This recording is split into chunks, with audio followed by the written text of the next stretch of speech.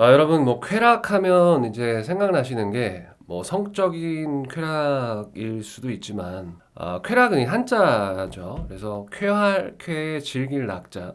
그러니까 기분이 좋고 즐거움, 감성의 만족이나 욕망의 충족에서 오는 뭐 그런 유쾌한 감정으로 사전에는 정의가 되어 있어요. 그래서 뭐 쾌락하면 성적인 쾌락도 있겠지만 뭐 여러 가지 쾌락이 다 포함이 되어 있습니다. 그런데 이제 많은 분들이 언어를 배우는 걸 어려워하시는 이유가 쾌락이 없기 때문에 쉽게 얘기해서 재미가 없으니까 이걸 쉽게 포기하게 되고 재미가 없으니까 안 하게 돼서 언어를 못 배운다고 저는 확신을 합니다. 그래서 만약 언어를 배우는 게 재밌게 그러니까 쾌락을 느끼면서 배운다면 훨씬 더 빠르고 훨씬 더 재미있게 배울 수 있을 것 같아서 이 컨텐츠를 만들어 봤습니다.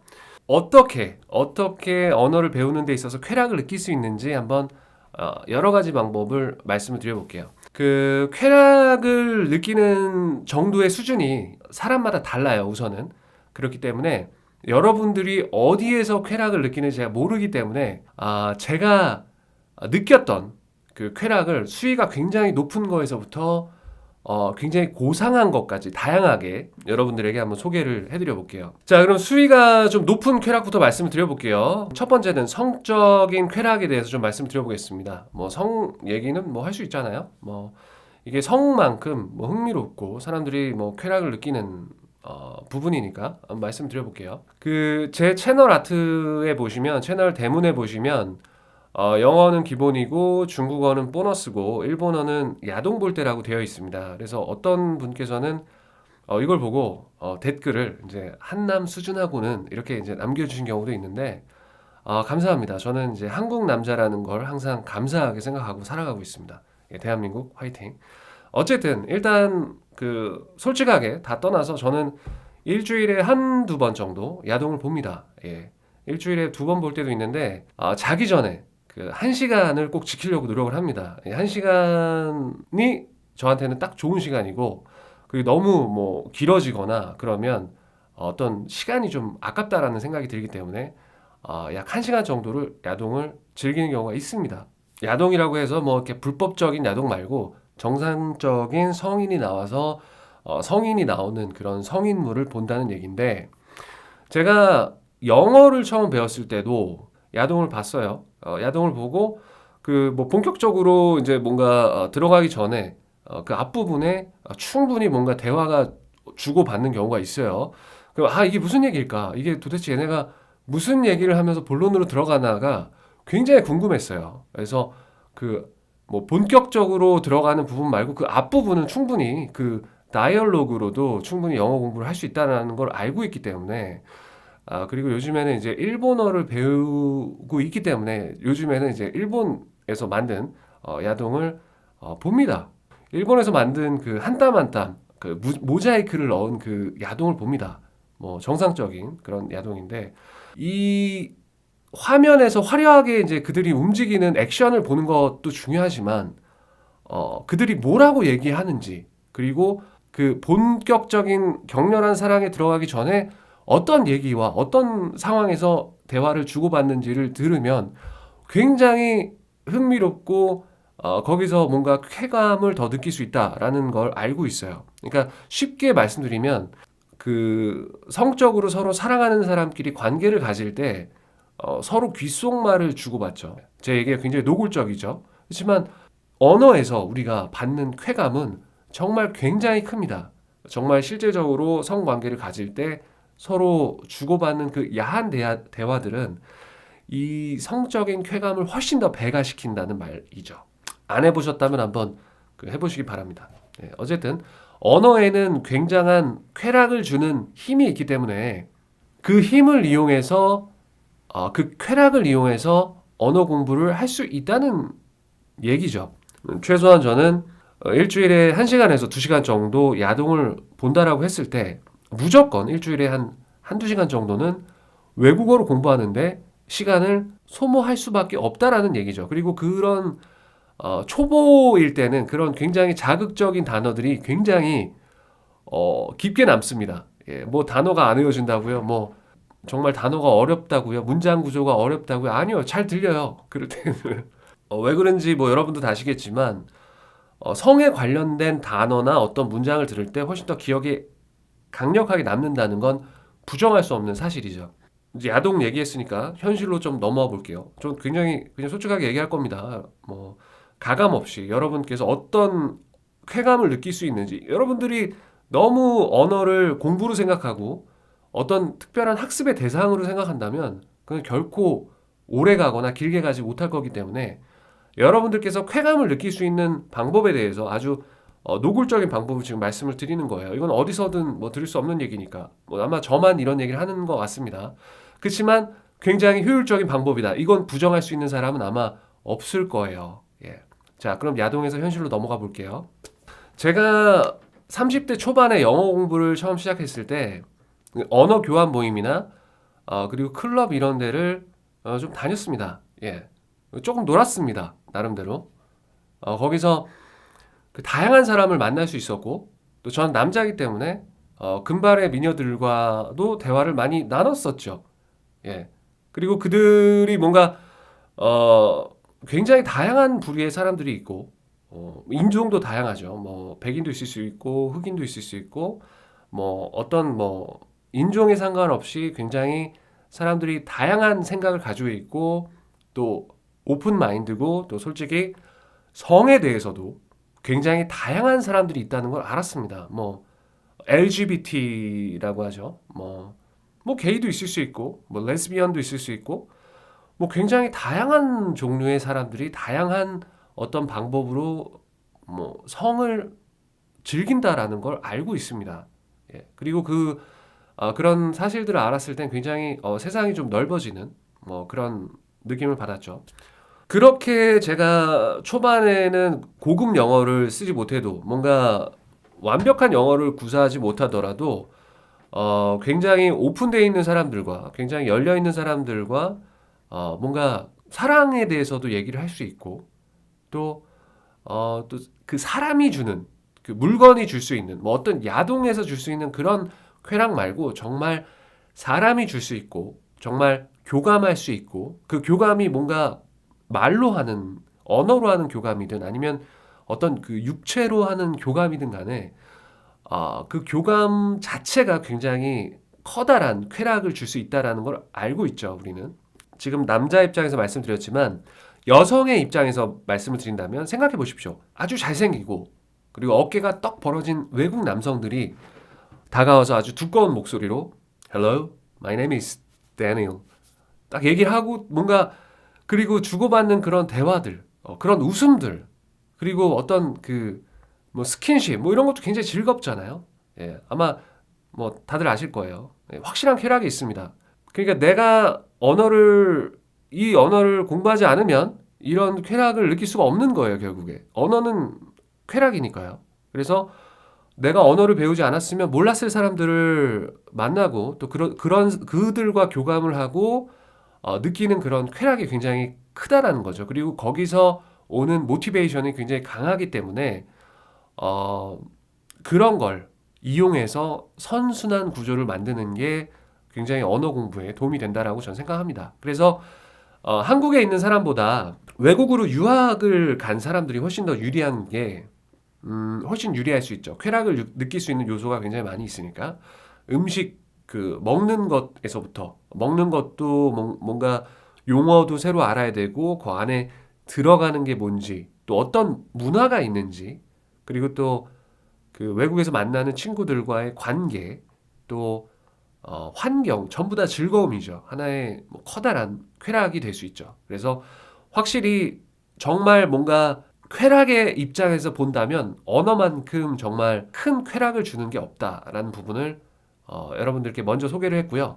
저는 지금 뭐 일본어와 중국어를 왕초보 단계에서 지금 시작하고 있지만 그 일본어를 배웠을 때 또 중국어를 배웠을 때 또 만날 수 있는 사람이 또 있을 거고 친구도 만날 수도 있고 어쩌면 그 모르죠. 언어를 배우면서 내가 이 언어를 배우면 그 나라에 있는 사람들을 만나서 어떤 일이 일어날지는 그건 아무도 모르는 거죠. 저는 어쨌든 이런 쾌락적인 관점으로 접근을 하는 것도 괜찮다라고 생각합니다. 그 제 얘기가 조금 너무 수위가 세다라고 느끼시는 분들을 위해서 수위를 좀 낮춰서 말씀을 드려볼게요. 그럼 이제부터. 근데 지금부터 소개해드릴 거는 또 어떤 분들 입장에서는 조금 더 변태적으로 들릴 수도 있을 것 같아요. 아, 정말 여기에서 쾌감을 느끼고 쾌락을 느끼는 사람이 있구나라는 걸 여러분들도 아셔야 된다고 생각을 하는데 공자님이 그런 분들 중에 하나라고 저는 생각을 합니다.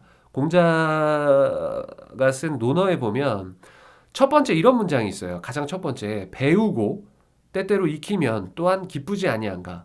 그러니까 이런 분들은 뭔가 배우는 것 자체에서 희열을 느끼고 그 배우는 것 자체에서 쾌락을 느끼는 유형이 있어요.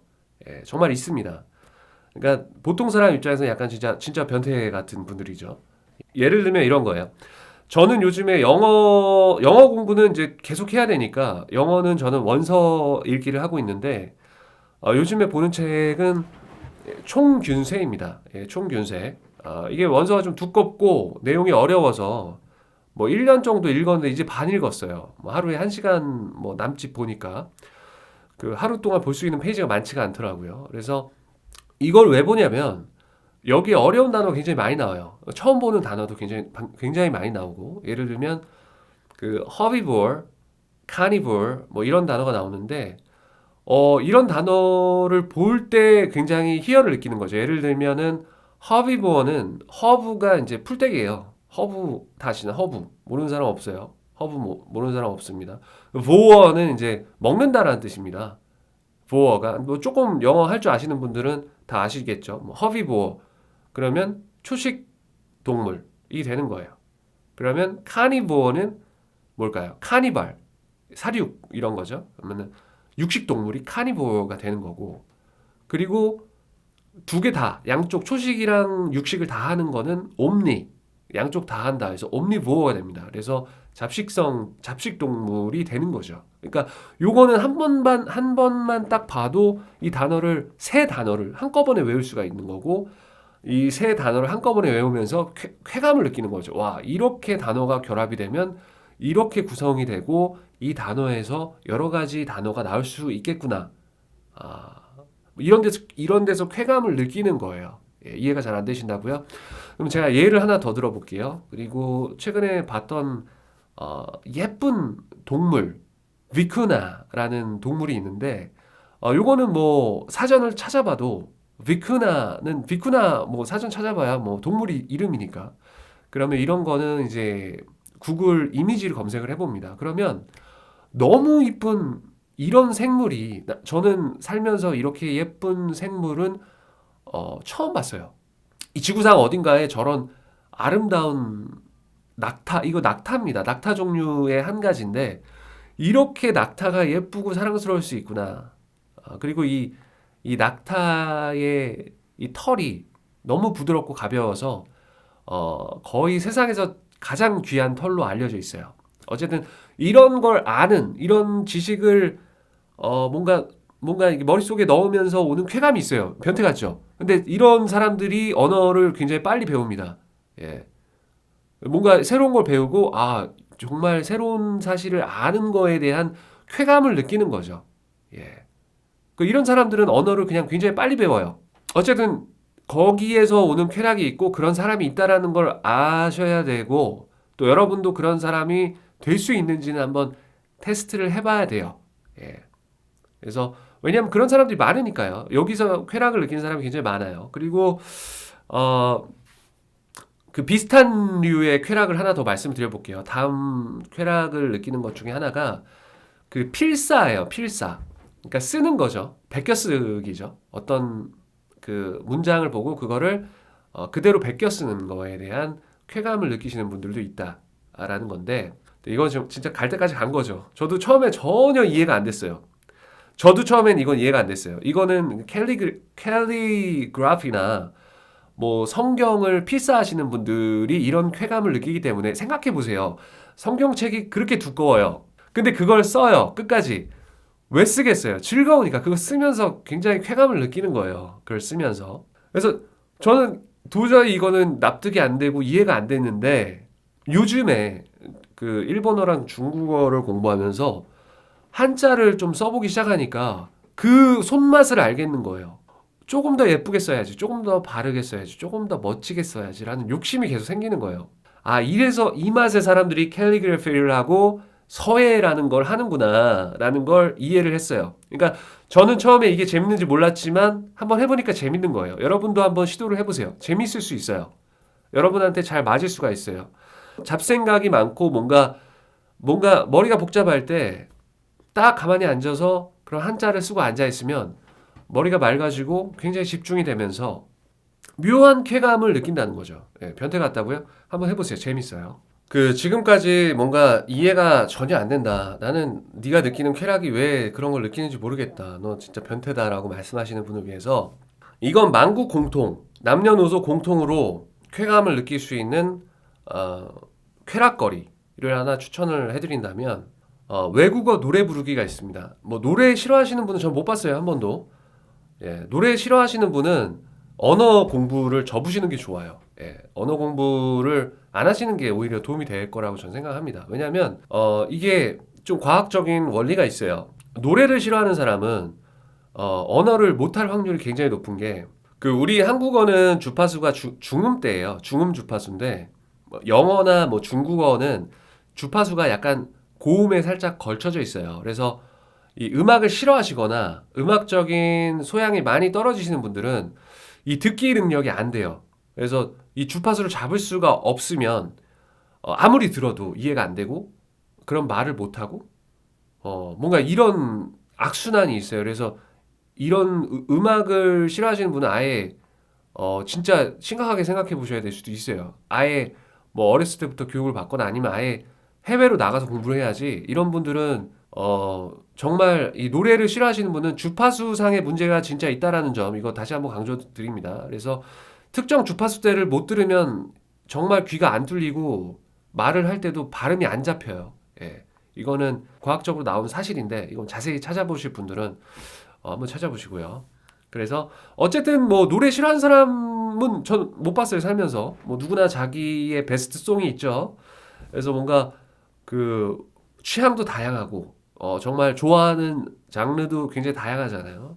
이 자기가 좋아하는 외국 노래를 선별하는 한 10곡 정도는 한번 선별을 해서 이걸 매일 그 10번만 들어도 1시간이 금방 가요. 왜냐면 10번 듣는데 한 30분 걸리고 그리고 가사를 음미하는데 또 시간이 걸리고 또 이걸 한번 불러보는데 시간이 걸리기 때문에 10곡 뭐 내 생애의 베스트 10을 정하시면 이걸 그 하루 동안에 불러보는데 한 2시간도 걸릴 수가 있을 정도로 정말 재밌게 공부를 할 수 있어요. 스트레스 없이 음악을 듣고 그 음악을 듣는 걸 따라 부르고 어떤 뜻인지 해석해보고 그걸 한번 뭐 전체를 다 외우는 건 힘들더라도 전체를 외우면 뭐 외국어 공부 다 끝난 거죠, 사실. 전체를 외울 수 있으면. 그렇지만 몇몇 그 리듬이나 몇몇 가락 정도를 외우는 걸 목표로 하시면 아주 편안하게 그리고 아주 뭐 쾌감을 얻으면서 뭐 영어나 아니면 다른 외국어를 뭐 쉽게 배울 수 있다. Tell me have you ever really ever loved a woman? 내가 때모 못했더라. Goodbye, 運命の日より僕じゃない。 이러고 놉니다. 예. 왜 이러고 놀아요? 예. 근데 이게 노래를 한번 부르고 그리고 뭐 가사를 한번 보고 근데 한 번 봐서는 사실 이해가 안 돼요. 아직 그 뭔가 일본어 뭔가 영어는 이제 이해가 다 돼도 뭐 새로 배우는 언어는 무슨 뜻인지 그때는 이해가 되는데 다음날 또 보면 이해가 안 돼. 예. 그럼 계속 들어야 되니까 계속 반복해서 부르는 거죠. 그래도 그 반복해서 들을 때마다 그 가사가 주는 어떤 쾌락이 있어요. 예. 그 가사가 주는 어떤 즐거움. 그래서 그 노래를 부를 때도 즐겁고 그리고 노래 부르는 가수를 그 보는 것도 즐겁고 뭐 따라 불러도 즐겁고 뭐 그래서 아마 그 케이팝에 중독된 외국인들이 아마 케이팝을 보면서 한국어를 뭐 쉽게 공부를 하는 게 아닌가 뭐 이런 생각도 합니다. 그리고 그 노래를 부를 때 노래를 한 10곡 정도를 선곡할 때 한 가지 팁을 드리자면 절대 이제 스트레스 받는 빠른 노래는 안 고르는 게 좀 좋겠더라고요. 조금 더 느리게. 느리게 해도 내가 따라 부를 수 있고 느리게 해도 아, 뭔가 한자 한자 발음이 좀 잘 들릴 만한 거. 그리고 또 스트레스를 좀 풀 수 있는 그런 뭐 잔잔한 노래를 고르는 게 일단 제 입장에서는 그게 편하더라고요. 근데 뭐 여러분도 아시겠지만 반복이 중요하니까 한 번 듣고 또 들어야 되니까 정말 좋아하는 노래를 선곡을 하는 게 좋을 것 같습니다. 자, 또 이 음악 말고 또 어떤 쾌락이 있을까요? 너무 많아요. 제가 한 가지 좀 도전을 해본 거는 이것도 있었는데 저는 구글 맵을 보는 게 굉장히 좀 큰 즐거움이에요. 왜냐하면 우리나라가 통일이 되면 내가 어떤 루트로 어떻게 중국을 통과해서 그럼 중국어를 배울 때 중국엔 어떤 지방에 있고 또 그 이름은 뭐고 또 여기가 어디고 라는 걸 알아볼 때 굉장히 거기서 오는 내가 이쪽 길로 가면 좋겠고 이쪽 길로 가면 어떤 지역이 나오고 그 지역에는 뭐가 유명하고 이거를 공중에서 내가 여행을 한다라고 생각하고 그거를 굉장히 천천히 그걸 가는 그 변태 같은 짓을 하는 사람들이 많다라는 걸 전 알고 있어요. 그 구글 맵을 위에서 보고 한국에서부터 중국을 넘어서 러시아로 빠지거나 아니면 뭐 일본어로 공부하신다면 거꾸로 이제 제주도나 아니면 부산에서 일본의 구석구석을 구글 맵으로 여행을 할 수가 있겠죠. 아니면 영어를 배우시면 아예 그냥 통째로 그 미국 지도 위에서 어떤 지역에 뭐가 있고 거기에 뭐가 유명한지를 공중에서 다 볼 수 있으니까 거기서 오는 쾌감이 있어요. 그래서 그거 하루에 한 시간씩만 보면 굉장한 쾌락을 느끼는 사람들도 분명히 있을 거예요. 사람은 다양하니까. 너무 다양한 사람들이 살고 있으니까. 그리고 뭐 괜히 쓸데없이 통화를 좋아하시는 분들, 영상 통화 좋아하시는 분들은 뭐 그런 뭐 앱이 많이 있으니까 뭐 데이트 앱이나 아니면 그 지구 반대편의 사람들을 연결해주는 그런 앱을 깔아서 뭔가 통화를 해보시는 것도 굉장히 좋은 방법일 거고요. 그럼 한 시간은 뭐 하루에 한 시간은 금방 뭐 순삭 되겠죠. 그리고 또 이제 만화 좋아하시는 분들은 뭐 만화만큼 좋은 그런 외국어 교재는 없죠. 예. 특히 뭐 일본어를 공부하시는 분들이라면 많이 만화를 활용하는 걸로 저도 알고 있고요. 영화를 좋아하시는 분들은 정말 베스트 내 인생 최고의 영화를 골라서 그 영화를 한 번 아니라 한 뭐 수십 번 보시는 그런 분들이 있는 거 알고 있어요. 예, 거기서 왜 쾌감을 느끼는지 저는 잘 모르겠어요. 그렇지만 그거를 한 10번, 20번, 100번 돌려보시는 분이 있어요. 근데 그것도 하나의 좋은 그 외국어 공부 방법이 될 수 있다. 거기서 굉장히 쾌감도 느끼고 그 대사 하나하나를 다 외우시더라고요. 얼마나 좋으면 얼마나 거기서 쾌감을 느끼고 그 캐릭터들이 정말 자기 자신의 친구라고 생각하기 때문에 그렇게 하시는 거겠죠. 변태 같지만 어쨌든 그런 방법도 굉장히 쾌감을 줄 수 있다면 그런 방법을 이용하는 것도 좋겠다. 이거 말고도 많이 있어요. 뭐 자동차 매니아들 뭐 자동차에 관련된 외국 자료 엄청 많이 있죠. 그리고 스포츠 또 뭐 축구 뭐 굉장히 자료 많이 있죠. 뭐 미술의 역사 어떤 뭐 유명한 뭐 미술 작가 뭐 화가 뭐 이런 사람들에 대한 뭐 이름이나 어떤 뭐 자료나 이런 거를 가지고 외국어 교재 대신해서 쾌감을 느끼면서 뭔가 스터디를 할 수 있을 거고요. 또 뭐 신앙을 가지신 분들은 성경책을 꼭 활용하시기 바랍니다. 성경책을 외국어로 보고 필사를 외국어로 하고 굉장히 거기에서 오는 쾌감이 있을 겁니다. 그래서 여러분들께서 쾌감을 원래 느끼고 계셨던 분야, 원래 여러분들께서 뭐 하시면 좋았던 분야를 이용해서 최대한 활용해서 거기서 쾌감을 얻으면서 스터디를 하시면 그것보다 더 좋은 방법은 없다. 자, 여러분은 어디에서 쾌감을 느끼시나요? 어디에서 쾌락을 느끼시나요? 여러분들이 쾌락을 느낄 수 있는 그곳으로 지금 한번 지금 바로 쾌감을 느낄 수 있는 부분을 찾는 것도 굉장히 즐거운 부분이에요. 그래서 매일 1시간에서 2시간씩 꾸준히 쾌감을 그리고 쾌락을 느낄 수 있는 부분을 찾아서 그 부분에 몰두하면 언어 공부는 정말 그냥 공부가 아니라 정말 쾌락을 느끼는 도구로서 사용할 수 있지 않나 싶습니다. 감사합니다.